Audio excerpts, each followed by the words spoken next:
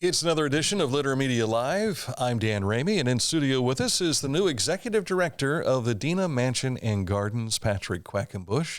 Thank you for coming in today. Absolutely. I'm happy to be here. We're going to talk about Adena Mansion, what your role is, and you're still learning as a little bit, yeah. A little bit, yeah. So you're what, 7 weeks on the job? About that, yeah, just about that. So we're heading, or almost 2 months. So yeah. And we have some important stuff coming up. In fact, this week we want you to learn about. So sit close for that. And right now, these words from our friends at Hometown Motors Incorporated, 818 Eastern Avenue in Chillicothe.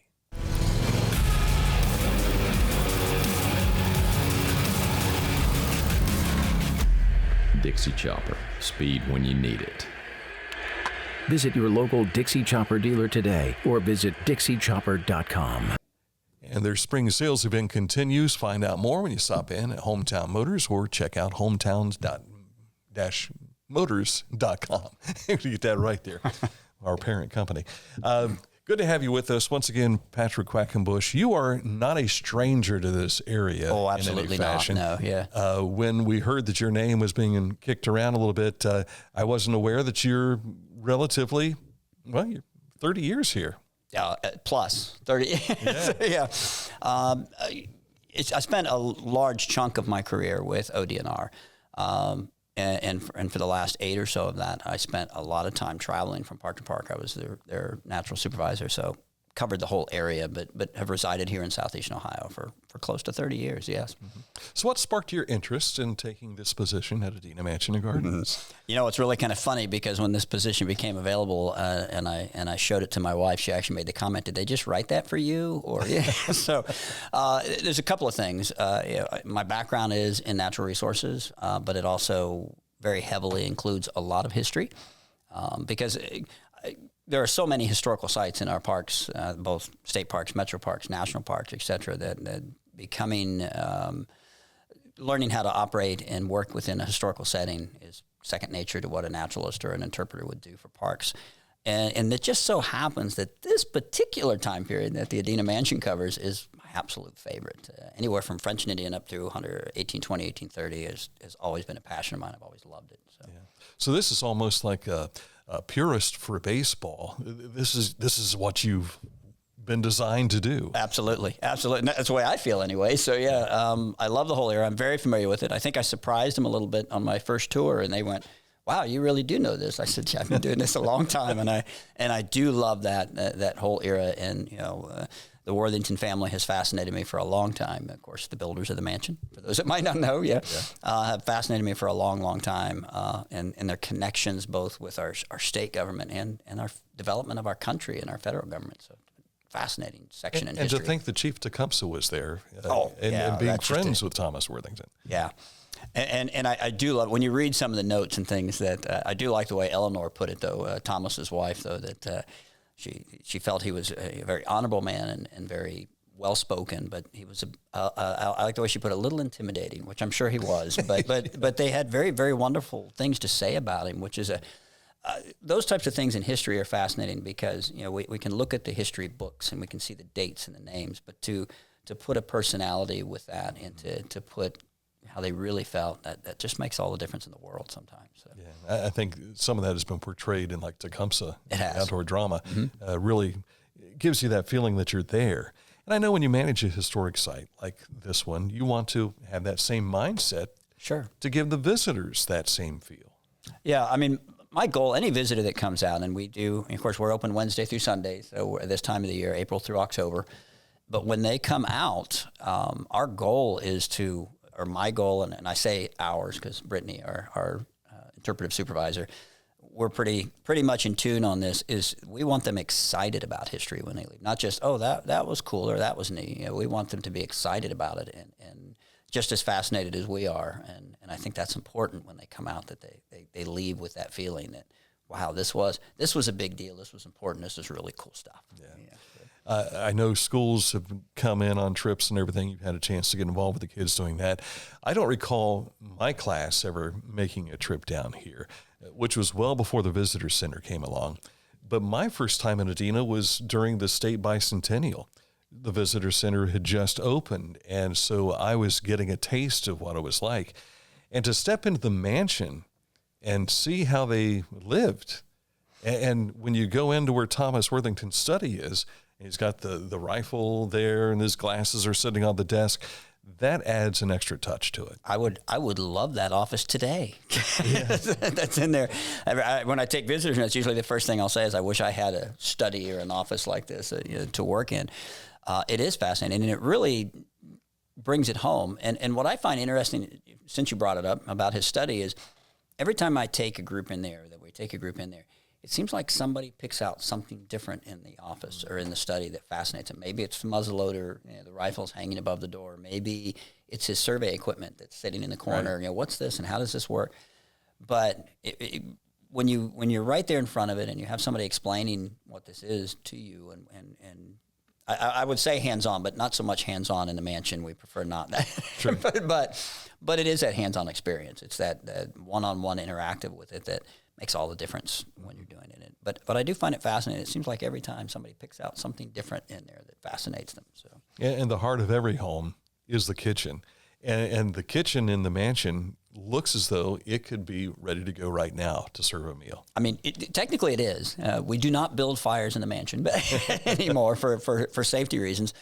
But there is nothing in that kitchen now that's not functional. It technically could be used to do just like they did. Now, Prince William was their cook. And he was a pretty fascinating guy. And what I always tell folks in the kitchen is that started well before dawn, because they had not only their family, which Thomas, Eleanor, and they had 10 kids. Not all of them were there at the same time. They were 22 years apart. Right. But all of those children, the servants, the tenants, their children, the guests, which were frequent out there. So they would start well before dawn, and that kitchen would go into operation and go well after dark. And what I always said, the reality is Prince William, the cook, was more like the conductor at the orchestra, because there was so much going on at all times in that kitchen. It had to be that way. So, and I say it's the busiest room in the house, and it still is in most houses that you go into. Kitchen's the busiest room. So yeah. I know we were going through a management transition towards the end of last year. Many things were taken off the calendar because they wanted to get people in place. So now the Ohio History Connection is overseeing everything, but you're the local site manager now. Having said all that, things are starting to take shape again. So we've already had the tours. You're prepared for that, but people can still volunteer to help out, and you've got a volunteer event coming up. We do on June 16th in the afternoon. We've got a special afternoon plan, both for our current volunteers that are signed up. They're going to be there working with folks that come in, but we're looking for new volunteers. We need both volunteers in the mansion to help with tours, et cetera. And this, by the way, this comes with training if you're not sure. Sure. Okay. And our garden volunteers. I mean, that garden is so spectacular. Of course, the gardens, as the name Mansion and Gardens implies, was designed by Thomas Jefferson's gardener. It's very, very similar to Monticello. We want to get it back to its historical roots. There's a lot that needs to be done out there, and we've got a pretty big day planned. We're going to show everybody around, both the mansion and the gardens. We're going to talk to them about what a volunteer would do out there, but we're looking for new bodies. So yeah, come out, join us. I think it's going to be a fun afternoon is what we're planning for that day. Yeah. 1 o'clock, come out.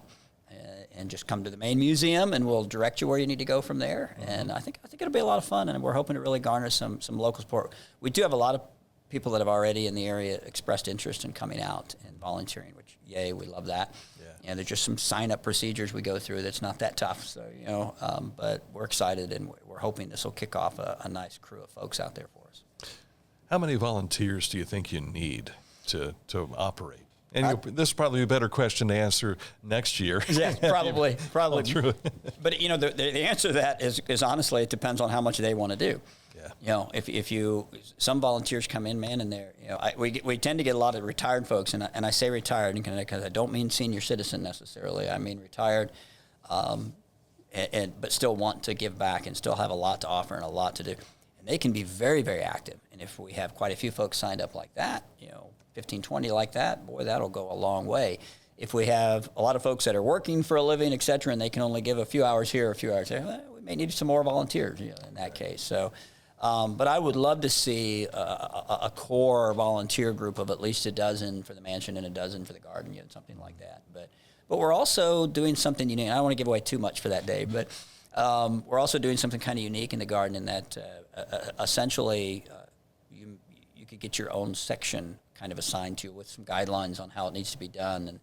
And we're hoping to really, we've already had a few groups that have expressed, we would love to do something like that. So if we have a group that comes in and wants to take over a section or whatever, we can work that out too. So we've got some different options of things that they can do if they come to volunteer.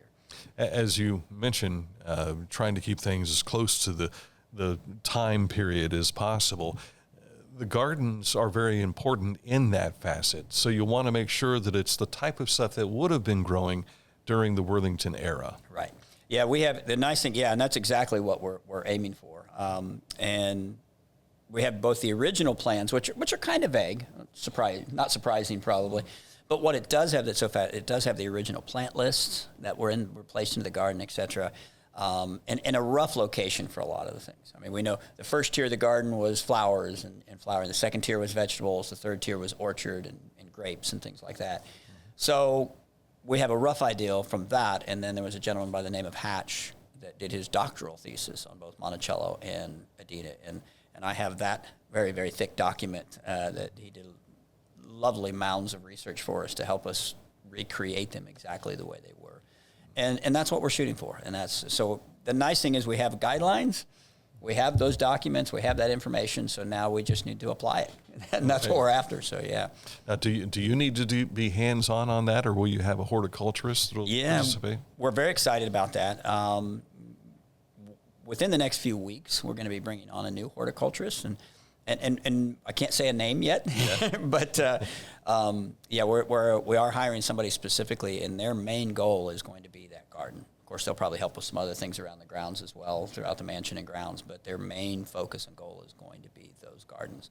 I mean, let's face it, Thomas Worthington had a pair of servants that lived in the basement of the mansion, and that was their sole goal every day, was to work in the garden every day. So, yeah, there's plenty of work to be done for an individual. Let's put it that way, so yeah.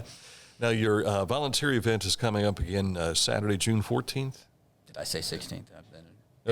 I think you mentioned the 16th earlier. So sorry, it is Saturday. So Saturday the 14th. 14th, my apologies. That will take place. Oh, well, here is the poster right in front of us here. So, but we've got that coming up next weekend. But this weekend, you've got vintage baseball that will be taking place. And we've had the pleasure of being involved with this.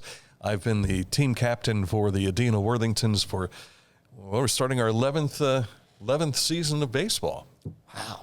Incredible. That's awesome. And we've got a sub 500 record against the Ohio Village Muffins. But we'll see if we can change that this weekend.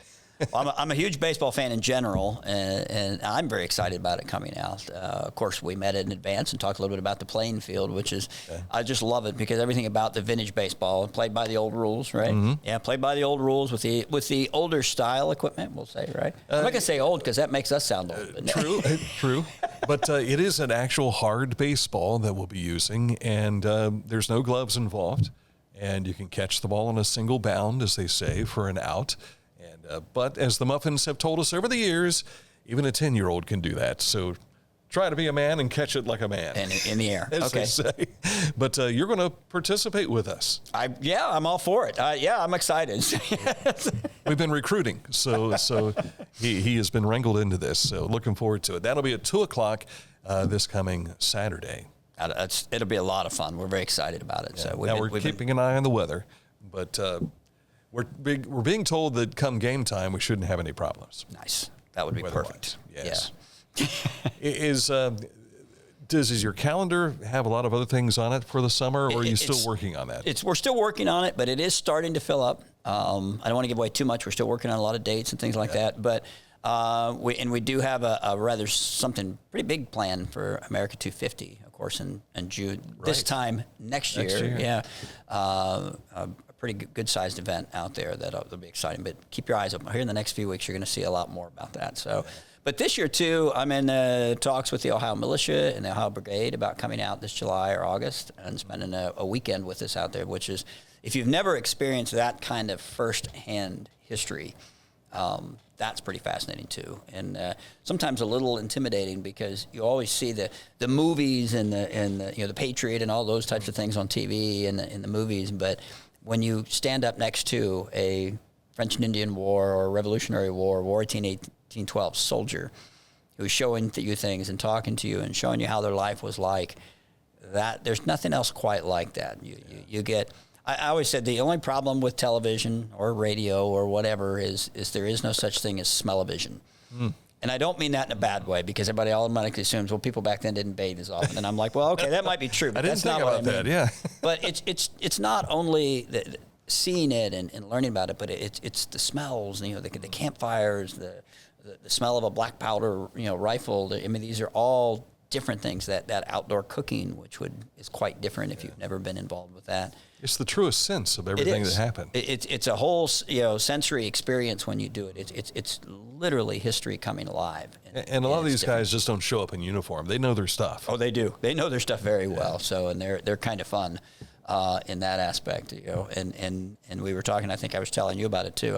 I've done quite a few of those types of living history, both what we refer to as history education, and then what we call first person, which is where you are that person from the time period, which is a little more challenging to present it that way, but a lot of fun. And I did one as a Revolutionary War Marine in Pensacola, Florida in July, and I thought I was going to melt into a puddle in this wool and cotton duck uniform standing there. I thought, but it immediately made me think of what they went through at the time. I mean, that would have been mostly swamps and mosquito infested, and we wearing that, and I said there's nothing that quite shows you history like literally standing there in front of it and having it, you know, sharing with it. You know, that's the best way to learn it. So what they went through. That's true hands-on. It is. So, and not all of it's bad. Don't get me wrong. But, you know, if you've never had a good outdoor cook, then you've never experienced good food, because when it's done over a fire and it's done properly, that is spectacular. It's delicious. So yeah, absolutely. Well, if you want to follow along and learn more, you can go to adenamansion.com. You also have a Facebook page. Yes. Yeah. Or howhistory.org as well. A lot of updates and especially events and things will be posted on there as well. So you can get into there and find out. There's several avenues in which you can find out information these days. So yeah. And the coolest thing about it is, while it's history, it's kind of new, because there's you've kind of scrapped things in some respects and started over from scratch, and that's given new life to this historic site. It has, and the people that are out there now that we've brought on already are very excited. They're very excited about the site. They're very excited about the history of the site, and they're very excited about the visitors that are coming in and that we're meeting. And so far this season, since we came on and literally hit the ground running, we've been very pleasantly surprised by the amount of folks that have come out to visit with us day in and day out. But you're going to find that a very excited staff ready to greet you as you come in the door. But we're also under no delusion either. We know we've got a lot of work to do. There's a lot of, the gardens, we've got a lot of things that need to be done and caught up. Some of our trails are currently closed because we've got some tree issues we're dealing with, and we want to get those opened up again so everybody can get out, just walk the grounds and the trails and enjoy it. So we know we've got a lot to do, and we've got a lot to get ready for. We've done some great renovations inside the museum. We've done some repairs to the giant barn to get it back up to where it should be. So we've done quite a bit, even in just a short few months, but we've got a lot more to do. We know it, but we're excited about it. Sounds great. Patrick Quackenbush, he is the new face of Adena Mansion Gardens, and we appreciate you coming in today. Thank you very much. Happy to be here. We'll see you Saturday. See you then. Which is game day. For the Adena Worthingtons and the Ohio Village Muffins. Thanks again also to Hometown Motors Incorporated, 818 Eastern Avenue in Chillicothe, for sponsoring this portion of Litter Media Live.